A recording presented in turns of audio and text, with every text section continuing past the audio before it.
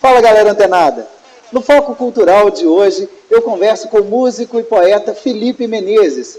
Ele que também é compositor e utiliza do seu passeio pela poesia para compor suas próprias músicas, conta pra gente em um grande bate-papo como funciona a sua trajetória na música, na poesia e no seu recente trabalho ao lado do fotógrafo Arthur Seabra. Tudo bem, Felipe? Tudo bem, Augusto. Em primeiro lugar, é um prazer enorme para a gente do Portal Antenados receber você aqui, para a gente poder fazer esse bate-papo, essa conversa. E a gente já começa com uma pergunta. O que vem primeiro na vida do artista, a música ou a poesia? A música. A música veio primeiro, veio na época da escola, né, na adolescência, assim, com 15 anos, através de um vídeo que a gente assistiu de um show de uma banda que a turma da sala estava gostando e vendo aquela imagem, aquele poder, né, da música, de comover as pessoas, de movimentar, eu me senti muito atraído por aquilo. E de cara já pensei, poxa, é isso que eu quero fazer. Não sabia ainda se era o que eu queria fazer da minha vida profissional, mas naquele momento era o que eu mais queria. E eu acho que foi um dos projetos que mais deu certo na minha vida, naquele instante, porque eu realmente me empenhei, né, eu tracei metas, e eu meio que convoquei a turma que ia participar do projeto, e o negócio foi caminhando, durou aí 15 anos, essa história da música, ativamente. Continua durando ou por enquanto você deu um tempo? Como é que está funcionando isso? Está em stand-by. Está em stand-by. Eu tive que dar uma parada por questões pessoais, profissionais, porque é uma carreira que, como qualquer outra, a gente precisa de investir muito, né? E assim, a gente não tem, além do investimento profissional, pessoal, tem a questão das oportunidades, né, dos terceiros, e eu comecei a ficar um pouco descrente em relação a isso. Descrente até mesmo em relação ao meu potencial de conseguir continuar sustentando isso que era um sonho. Na verdade, nunca passou de um sonho, nunca se tornou realmente uma profissão, uma coisa que meio que desviou meu caminho.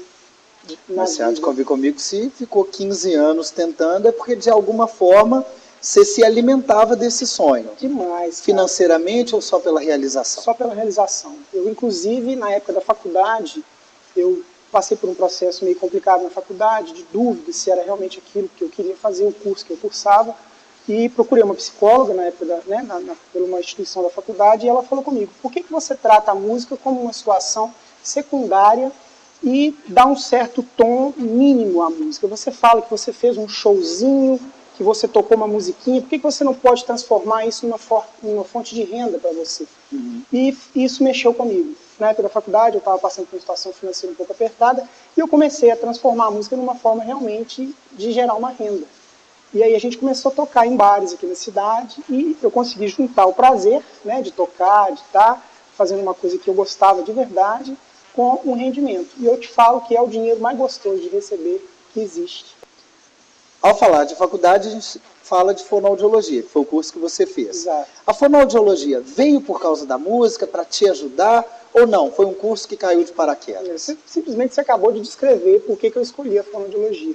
Na época eu estava muito tendencioso a fazer um curso na área da saúde, que eu conseguisse proporcionar bem-estar para as pessoas. E assim, a fonoaudiologia era o que mais se aproximava da questão artística musical. Porque a fonoaudiologia, dentro do curso, a gente tem a área de voz, né, que trabalha basicamente com os profissionais da voz, músicos, atores, jornalistas, advogados, cantores.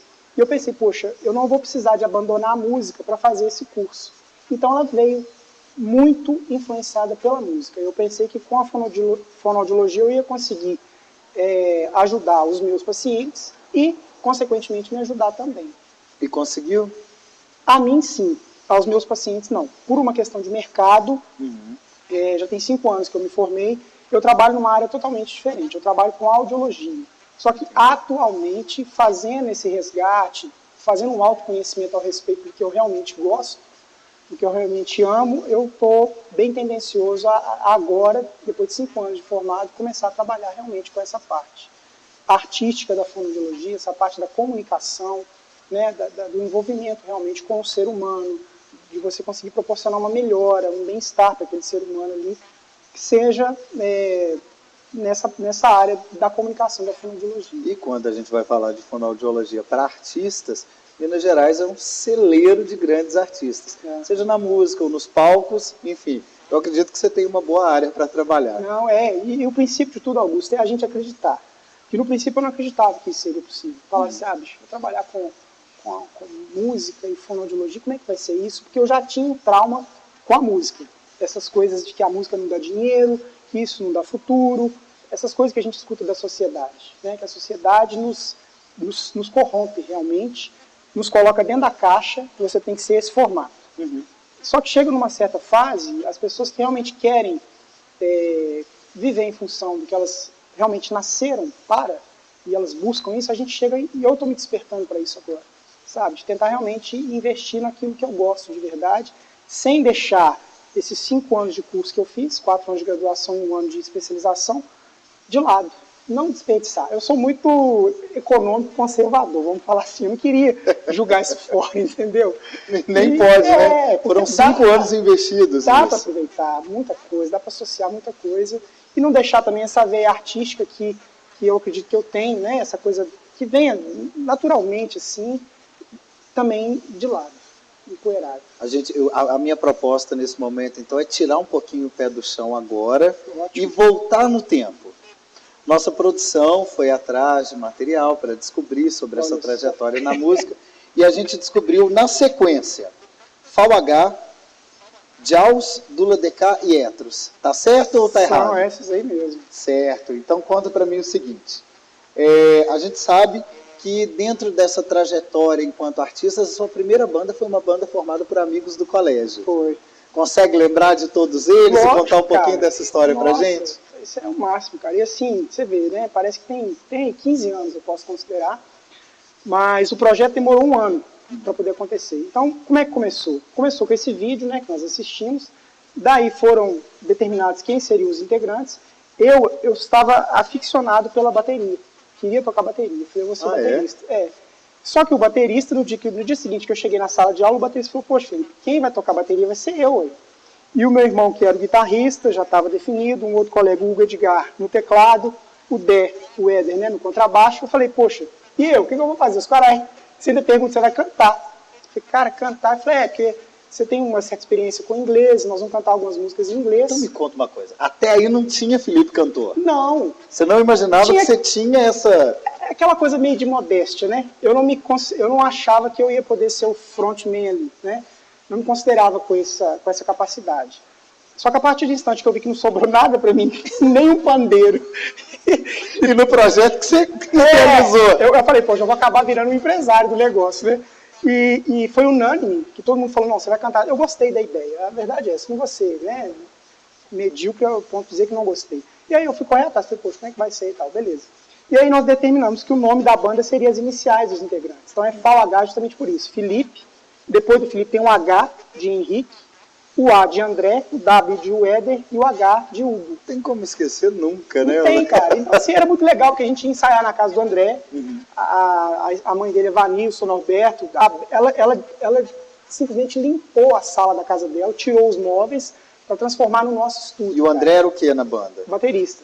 Não, então na verdade tinha que limpar mesmo, porque era o instrumento do filho, Exato. né? Ela mudou a mobília da sala, né, a decoração, e colocou a bateria no lugar. E era muito bom, cara, que a gente ensaiava todo sábado de manhã, de tarde, e sempre depois do ensaio tinha um lanche, cachorro-quente, bolo, pão de queijo. Nossa, era muito legal. Você, mais ou menos quantos anos nessa idade? Então, eu estava com 16, porque o projeto foi idealizado com 15, demorou 1 ano, porque até todo mundo conseguir comprar. Ah, detalhe, ninguém sabia tocar nada, ninguém sabia cantar nada. Mal eu cantava no chuveiro, e eu cantava só para contrariar, Leandro Leonardo, e a nossa proposta era tocar rock.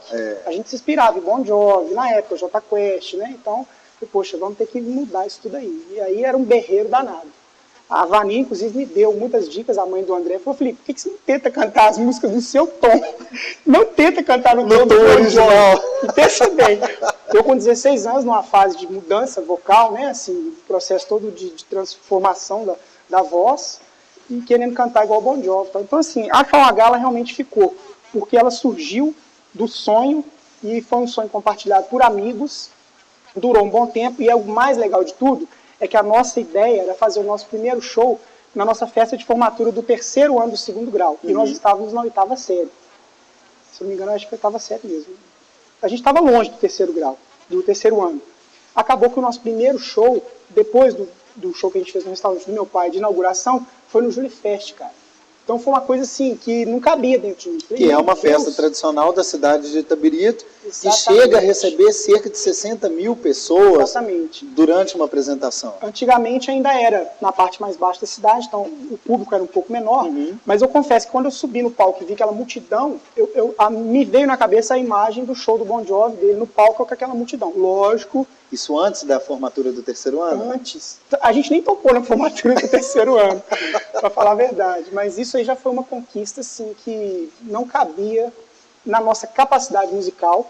Eu até agradeço aqui ao secretário de Cultura da época, que foi o Biranem, um grande amigo nosso, uma pessoa que sempre nos apoiou demais, ele nos deu essa oportunidade. Eu, sem saber cantar, realmente berrando, o teclado do Hugo deu um problema na hora do show, eu dei sorte que eu estava com uma gaita do bolso, eu tirei a gaita e comecei a tocar a gaita, sem saber tocar a gaita. Show de improviso, né? Assim, é isso que fica, sabe? Agora a pergunta que fica, depois disso, a banda acabou ou continua? Acabou. A FAO-H acabou. Ah, tá, mas não foi por causa desse show trágico, não, por causa do show não, de forma alguma. A gente rodou os bairros inteiros da cidade, nós tínhamos um fã-clube, as meninas do fã-clube fizeram uma carta pra gente, cara, quase do tamanho de um rolo de papel higiênico, tudo escrito FAO-H, eu te amo, e fazia faixa, camisa, e realmente existia um envolvimento, assim, sabe, legal, que quando você lembra, você fala, poxa vida, só faltou fazer sucesso. Agora, dando sequência à carreira, depois vocês passam uma trajetória grande, ao lado da FAO-H, vem a Dula DK, onde vocês profissionalizam a música, fazem uma boa trajetória, viajam por grandes palcos em Minas Gerais, até você chegar como líder vocal da banda Jaws. Isso. E aí vocês têm um momento que eu considero um momento bastante importante, que é quando vocês escrevem um projeto, entram para a Mostra da Música de Itabirito. Isso foi em qual ano? 2006. Conta pra gente essa experiência. Foi um máximo, assim, porque o circuito VDL, né, circuito cultural, ele dá uma visibilidade muito bacana, porque faz esse intercâmbio entre as bandas, entre os vários segmentos musicais, né? E a gente teve essa grande oportunidade de estar tocando nesse evento. A gente teve que dar um título para o nosso show, coisa que a gente nunca tinha tido essa experiência. Foi um show autoral. Nós tocamos 12 canções, todas as canções de minha autoria e musicadas pelos integrantes da banda. Você lembra o nome do show?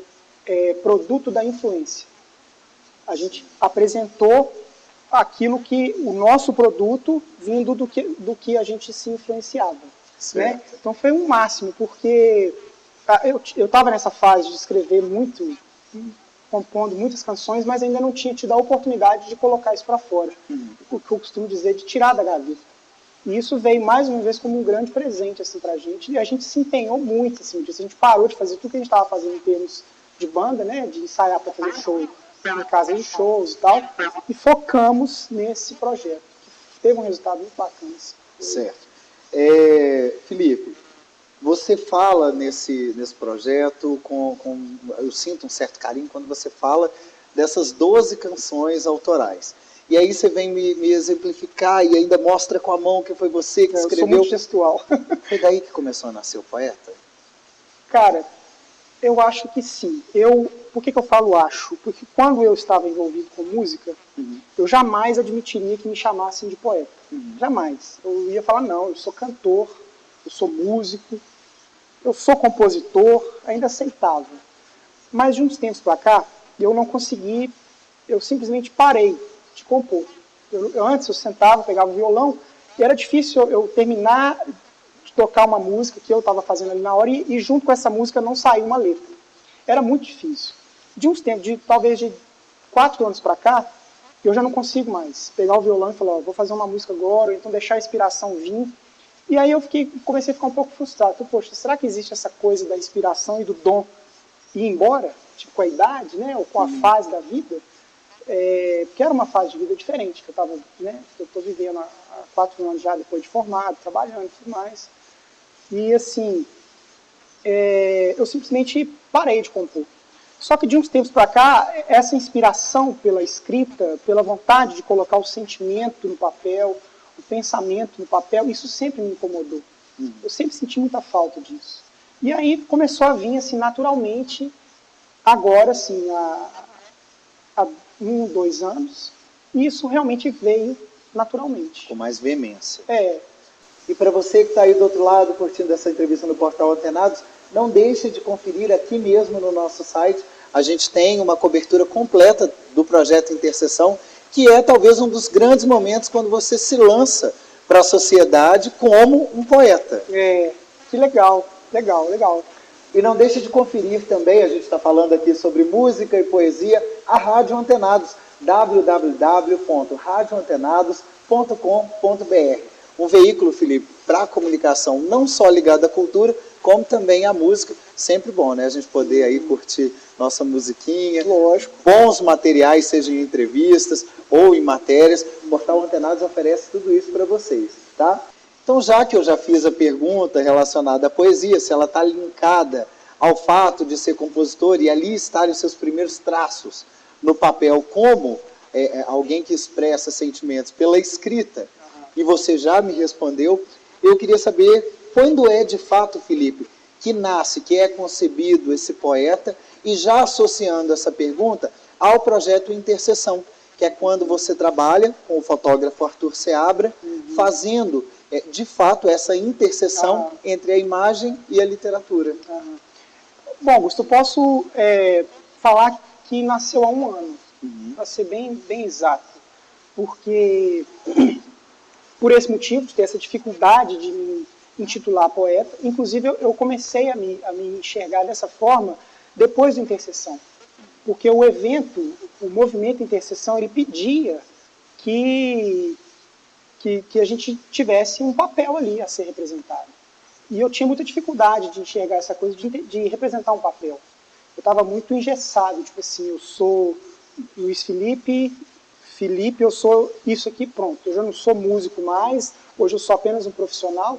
E eu tive até meio que um trabalho psicológico assim, feito pelo fotógrafo, o Arthur Seabra, e outros amigos da área que nos ajudaram muito. Eu falei, Felipe, mas o que tem, cara? Você escreve, você pode se considerar um poeta. Com essa bobeira, sabe? De ser um pouco modesto demais e humilde. Ou talvez seja a sua forma simplista de ver a arte. É o medo, Augusto, essa coisa da sociedade. Eu fui muito influenciado por isso, e é o medo das pessoas te julgarem. Só que chega uma hora que você tem que não importar para isso, porque senão você deixa tudo que você tem de bom, né, para poder compartilhar com as pessoas, que isso seja mascarado, não seja mostrado da forma que é. Então, assim, eu posso dizer que esse título poeta, ele começou com Intercessão. Eu tenho uma página hoje no Facebook que chama Sentimentos Pensados, e lá o Facebook meio que me estimulou a começar a escrever. Porque eu acho que o Facebook é uma ferramenta ótima de comunicação, seja a comunicação na linha que for, seja científica, seja jornalística, seja humorística, seja o que for. E eu uso o Facebook como uma ferramenta profissional, para a minha parte profissional, na fonoaudiologia, para os contatos e tudo mais, e para essa parte poética. É basicamente no Facebook que eu desenvolvo, que eu exponho as minhas poesias, e eu tenho essa chance de ter o retorno das pessoas. Porque o artista, ele quer trabalhar sozinho, ele não vive sozinho. Eu não consigo escrever um texto atualmente e ficar com ele só para mim.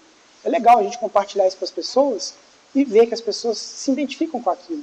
Às vezes a gente tem dificuldade de colocar para fora um sentimento, e alguém que tem um dom faz isso, e você se identifica, você acaba até resolvendo um problema. Às vezes você fala, poxa, não sou só eu que penso assim.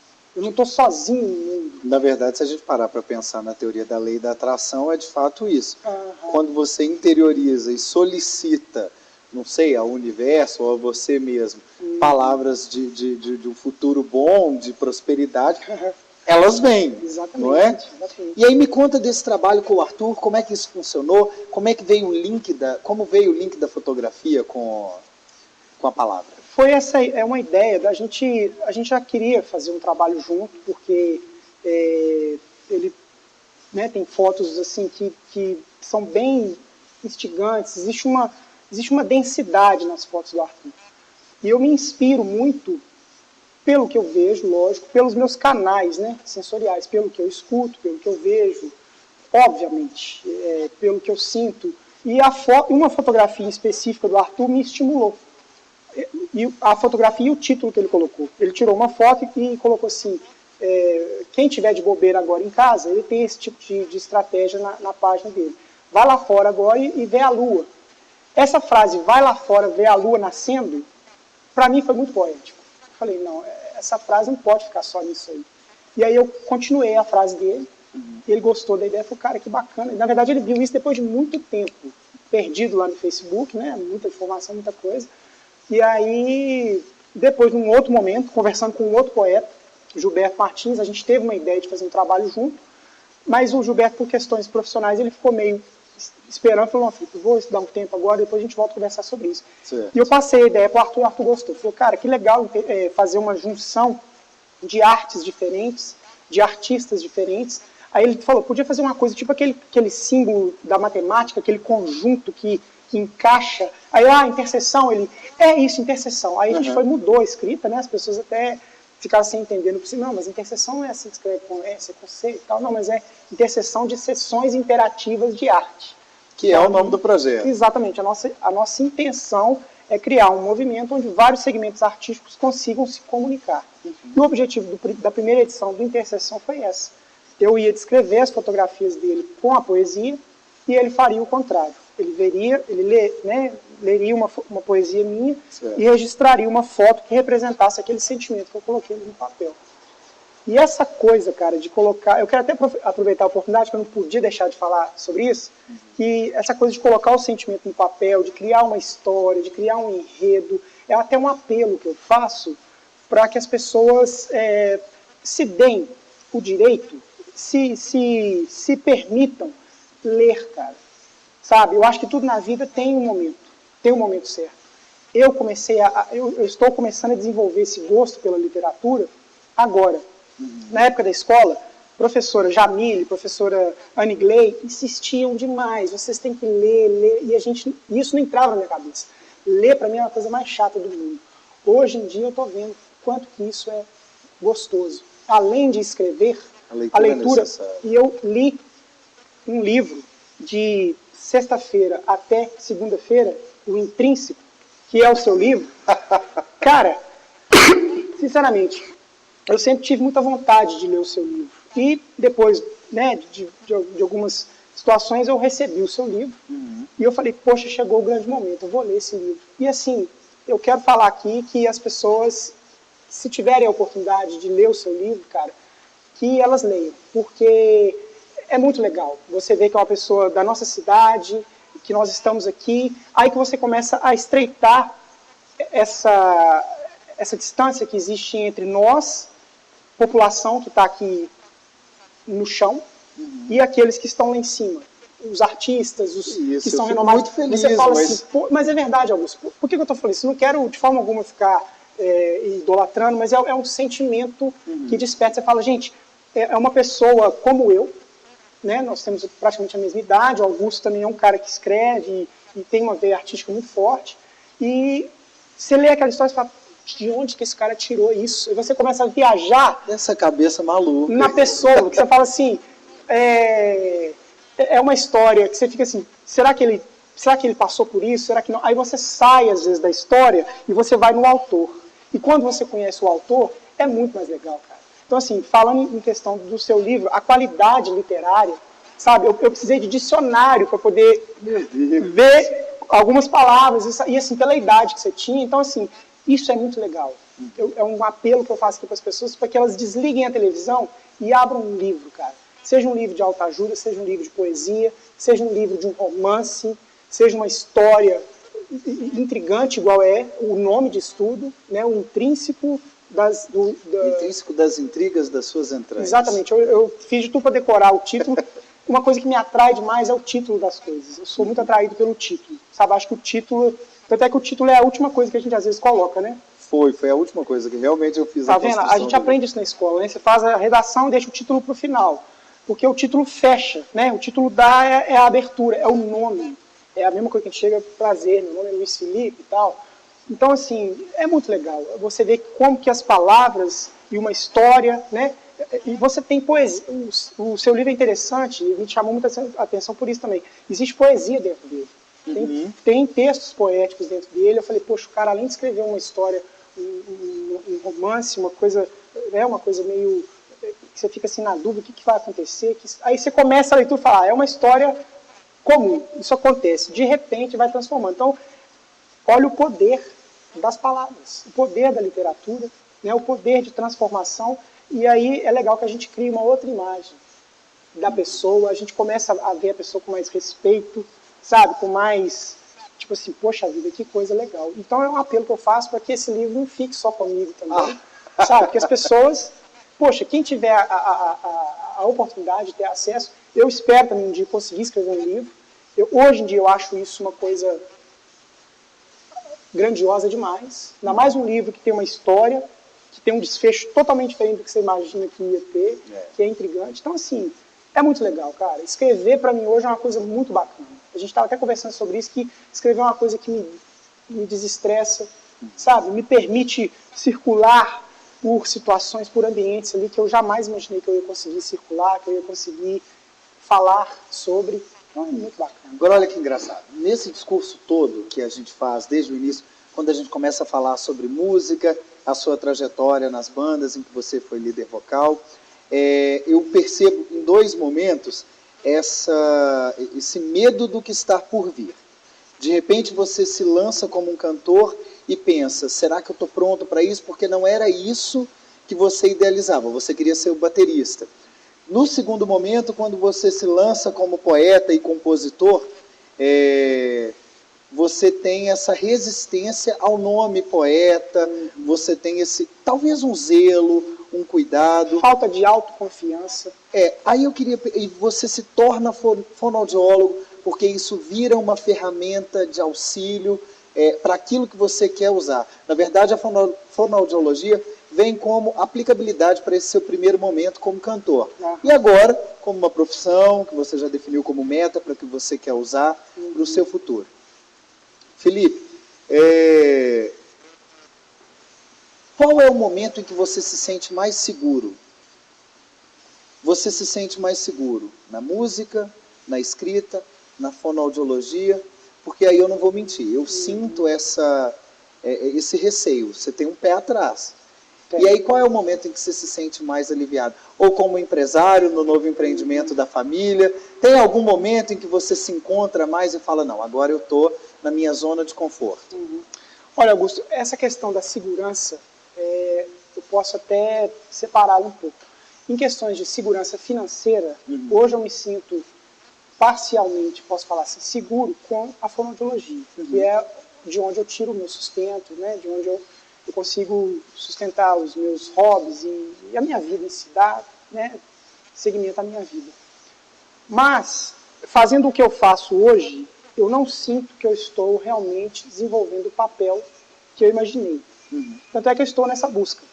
Eu quero realmente viver daquilo que eu gosto, daquilo que sai naturalmente, igual a música saía naturalmente. Eu falo saía porque atualmente eu estou, né, igual eu falei, não estou tocando e tal. Mas hoje o que sai naturalmente é a escrita. E com a escrita, com a poesia, com os pensamentos, com as reflexões, eu estou conseguindo colocar alguma coisa ali meio motivacional, meio estimulante. Então, assim, eu posso te falar hoje com certeza que quando eu estou de frente do computador ou com papel e uma caneta na mão, eu estou na minha zona de conforto, assim, em termos de saber que o que eu vou fazer ali vai ser uma coisa que é legal, que, assim, que é a mais pura da minha essência. Vamos falar assim. Tanto é que a minha decisão hoje é realmente conseguir associar a fonoaudiologia com a arte. Seja a música, seja a escrita em si, né? No caso do empreendimento, ele realmente é da minha família. Eu tenho uma participação, às vezes, de dar um auxílio em algumas coisas, porque eu estou montando uma empresa de treinamentos, né? De postura profissional, de como falar em público, totalmente voltado para a área fonoaudiológica, comunicação, e tentando também fazer um link com a arte. Eu estou já criando uma parceria com alguns atores do ateliê de arte estabelecido para poder fazer algumas intervenções nas palestras que eu dou nas empresas. Então, assim, é uma forma de unir a arte à minha profissão. É um caminho que eu estou começando a encontrar, entendeu? Mas, assim, está muito no início ainda. Ele ainda não me deixa seguro, ainda me falta essa autoconfiança, mas o que falta, na verdade, é realmente eu assim, me libertar, achar qual que é o meu caminho e realmente acreditar nele até o final. Sabe? O que me deixa muito feliz, dentro dessa conversa toda, para esse foco cultural, é que o programa, ele busca você que está aí do outro lado, para levar todas as manifestações artísticas. E quando a gente conversa sobre tudo isso, Felipe, a gente tem associado a música, a composição, a poesia, a fotografia. Agora você traz à tona os artistas que se formam pelo Ateliê de Artes Integradas. Então, na verdade, eu acho que o primeiro foco que você tem é o mais certo e justo. Ele já tem um nome, interseção. Você está aqui para unir, para linkar, para juntar, para unir e para criar essas interseções. Quando você fala de atores, quando você fala de fotógrafo, quando você fala da fonoaudiologia e quando, principalmente, você usa tudo isso como mecanismo de trabalho linkados à sua poesia e também à musicalidade em você, você cria interseções. Daqui a pouquinho a gente vai ver o Felipe falando aí do outro lado. De pintura ligada à arte, ao trabalho que ele executa. A gente vai ver todas essas manifestações artísticas ligadas ao seu trabalho. Foi um prazer ter essa conversa com você. Prazer é meu. E o que eu deixo aqui de dica para você, que eu acho que é o mais sincero de tudo. Continue realizando interseções. Linke a arte em todas as suas diversas manifestações. Use isso ao seu favor. Talvez um dos seus maiores dons seja esse. Na verdade, talvez não seja nem cantar, nem escrever, nem ler, nem fazer. É usar tudo isso como um mecanismo de aplicabilidade, de fazer interseções. É ser o gestor disso aí, talvez. Né? É uma coisa que eu já pensei também, Augusto. Felipe, foi um prazer enorme receber você aqui hoje. Prazer é todo meu. Sua câmera está aqui, deixa aqui suas considerações e já fica o meu abraço. Obrigado. Eu quero agradecer muito ao Portal Antenados, toda a equipe maravilhosa que está me dando essa oportunidade de estar aqui falando sobre as coisas que eu realmente gosto, o que vem do sentimento verdadeiro e ter essa oportunidade dentro da nossa cidade, né, e assim, um canal que tem um alcance tão grande igual ao Antenados, isso é muito bacana e assim, eu deixo aqui um recado para que nós, eu não vou falar isso como uma pessoa que já está vivendo esse momento, mas para que nós, todos nós, acreditemos mais nos nossos potenciais, que eu ainda vou provar isso, mas eu ainda vou voltar aqui para falar sobre isso, se Deus quiser. Assim, mas a gente consegue levar a vida acreditando nos nossos verdadeiros potenciais, se libertando dessa forma que às vezes nós mesmos nos colocamos dentro dela. Então, muito obrigado. Então é assim, de semana a semana, recebendo os nossos convidados aqui, a gente vai transformando nossas capacidades em potencialidades. Dessa forma, eu agradeço a presença de cada um de vocês assistindo aí do outro lado. Mais uma vez a você, Felipe. A gente se vê na próxima edição do Foco Cultural. Grande abraço e até lá. Valeu.